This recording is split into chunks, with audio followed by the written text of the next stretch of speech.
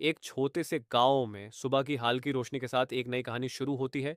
यहाँ रहता था रामू, एक गरीब भिखारी जिसके पास न पैसे थे न कोई सहारा। वो हर दिन गलियों में जाकर भीख मांगता, लेकिन ज्यादातर लोग उसे नजरअंदाज कर देते। फिर भी रामू के दिल में एक छोटा सा सपना था, एक बेहतर जिंदगी जीने का सपना। एक दिन जब वो सड़क पर चल रहा था, उसकी नज़र एक पुराने पर्स से पर पड़ी।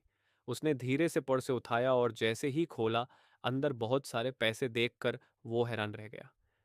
उसके सामने दो रास्ते थे, एक आसान, जहां वो पैसे रखकर अपनी जिंदगी बटाल सकता था, और दूसरा सही, जहां उसे ईमानदारी दिखानी थी। थोड़ी देर सोचने के बाद रामू ने ईमानदारी का रास्ता चुना। पर्स के अंदर मिले एड्रेस के सहारे वो उसके मालिक के घर तक पहुंच गया। दरवाजा खटखटाते ही एक अमीर व्यापारी बाहर आया। रामू ने चुपचाप पर्स उसके हाथ में दे दिया।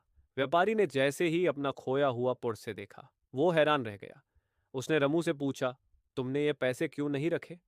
रमू ने मुस्कुराते हुए कहा, ईमानदारी सबसे बड़ा दान होता है।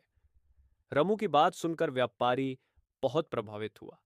उसने तुरंत रमू को अपने साथ काम पर रख लिया। रामू ने भी पूरी लगन और मेहनत से काम किया।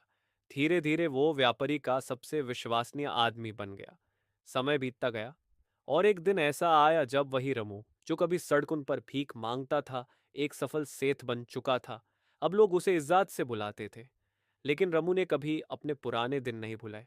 वो हमेशा गरीब और जरूरतमंद लोगों की मदद करता रहा। और इस तरह एक भिखारी बन गया एक सेठ, सिर्फ अपनी ईमानदारी और मेहनत के दम पर।